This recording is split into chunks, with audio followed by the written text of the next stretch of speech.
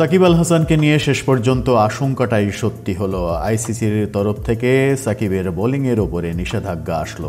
1 বছর কোনো আন্তর্জাতিক ক্রিকেটে তিনি বোলিং করতে পারবেন না। 1 বছরের জন্য নিষিদ্ধ করা হলো সাকিব আল হাসানকে, তবে শুধুমাত্র বোলার সাকিব আল হাসানকে। এ সময় তিনি ব্যাটসম্যান হিসেবে খেলতে পারবেন যদি খেলতে চান।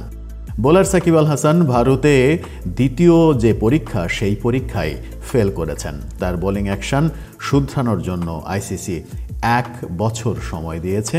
1 বছর পর তিনি আবার যদি পরীক্ষায় উত্তীর্ণ হন তাহলে আন্তর্জাতিক ক্রিকেটে বোলিং করতে পারবেন। এদিকে দ্বিতীয় পরীক্ষায় যে ফেল করেছেন সাকিব, সেটা আনুষ্ঠানিকভাবে জানিয়েছে বিসিবিও। রাত পোহালেই বাংলাদেশের জাতীয় দল ঘোষণা করা হবে চ্যাম্পিয়ন্স ট্রফির জন্য। সেই জাতীয় দলে সাকিব আল হাসান থাকবেন কিনা, তাকে রাখা হবে কিনা সেটা এখনও নিশ্চিত নয়। তবে আইসিসির এই নিষেধাজ্ঞার কারণে হয়তো বাংলাদেশ ক্রিকেট বোর্ড এবং বাংলাদেশ সরকারের পরিকল্পনাটা বাস্তবায়ন করতে সুবিধা হবে আইসিসির ওপরে দোষ চাপিয়ে। শুধুমাত্র ব্যাটসম্যান সাকিব আল হাসানকে দলে নিয়ে কোনো কাজ নেই, এরকম অজুহাতে সাকিব আল হাসানকে দল থেকে বাদ দেওয়া এখন বিসিবির সুবিধা হবে।